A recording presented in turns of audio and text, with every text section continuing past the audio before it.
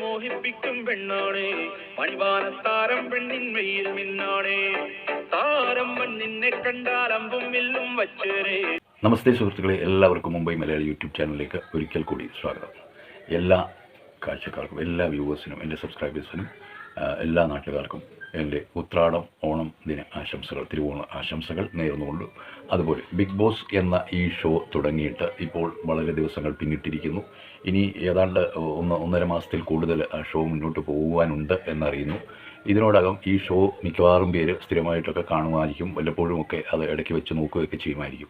അപ്പോൾ ഈ കാണുന്ന ഈ താരങ്ങളെക്കുറിച്ച് നമ്മൾ സംസാരിക്കാറുണ്ട്.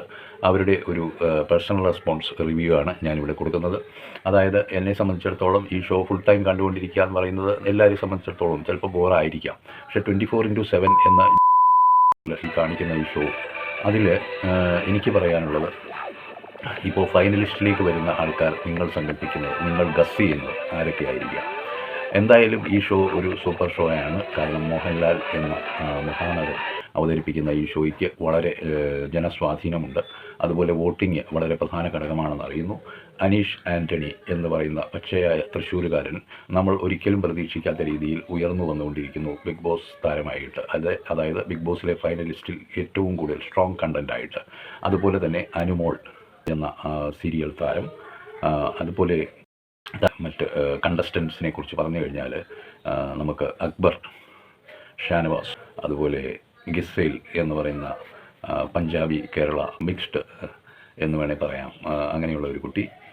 പിന്നെ ആര്യൻ എന്ന് പറയുന്ന മുംബൈ ബേസ്ഡ് ചെറുപ്പക്കാരൻ, പിന്നെ ഷാനവാസ് എന്നീ സീരിയൽ ആക്ടേഴ്സ്, അല്ലെങ്കിൽ ഷാനവാസ് സീരിയൽ ആക്ടറും അക്ബർ പാട്ടുകാരനുമാണ്. അതായത് സി ചാനലിൽ കൂടിയാണ് അദ്ദേഹം പാട്ടിൽ രംഗത്ത് വന്നതെന്ന് ഞാൻ അറിയുന്നു.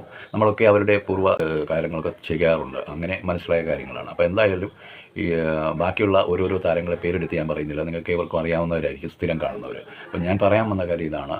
ഈ ഷോയിലുടനീളം ആദ്യമായി ഈ ഷോ കാണുമ്പോൾ തുടങ്ങിയപ്പോൾ തന്നെ എൻ്റെ മനസ്സിൽ ഉദിച്ചത് ഈ ചെറുപ്പക്കാരൻ, ഈ അനീഷ് ആൻ്റണി എന്ന് പറയുന്ന ഈ തൃശ്ശൂർക്കാരൻ ചെറുപ്പക്കാരൻ, പച്ചയായ മനുഷ്യൻ, അദ്ദേഹത്തിൻ്റെ സ്വന്തം ശൈലിയിൽ മുന്നോട്ട് പോയിക്കൊണ്ടിരിക്കുന്നു അന്നും ഇന്നും എന്നും. അപ്പോൾ ഈ ഉത്രാടം ദിവസം നമ്മൾ കാണുന്ന ഈ ഗാനത്തിൻ്റെ ഈ ഒരു ഉണർവ് സീനിൽ അദ്ദേഹമാണ് ഏർലി ബേർഡായിട്ട് ആദ്യമായി വന്ന് ഡാൻസ് ചെയ്യുന്നത് നമ്മൾ കാണുന്നത്, 1 by 1. പിന്നെ അനുമോൾ, ഇങ്ങനെ ഓരോരുത്തരെയും നമ്മൾ കാണുന്നുണ്ട്. പക്ഷേ എങ്കിലും ഏർലി ബേർഡ്സ് ആയിട്ട് ഈ ഒരു ദിവസം, പ്രത്യേകിച്ച് തിരുവോണം ആകുന്നു, ഉത്രാടം ദിവസം ഇങ്ങനെ വന്ന താരങ്ങളെക്കുറിച്ച് അതൊരു പ്രാധാന്യം തീർച്ചയായിട്ടും അവരത് കൊടുക്കുന്നു എന്ന് മനസ്സിലാക്കുക.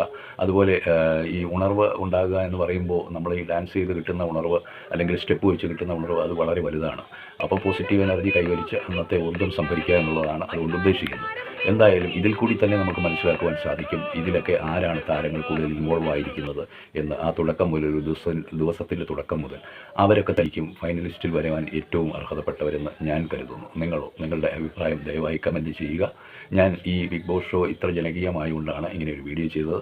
എന്നെ കണ്ടിരുന്ന എല്ലാവർക്കും നന്ദി. വീണ്ടും കാണാം മറ്റൊരു വീഡിയോയുമായി. ജയ് ഭാരത് മാതാ.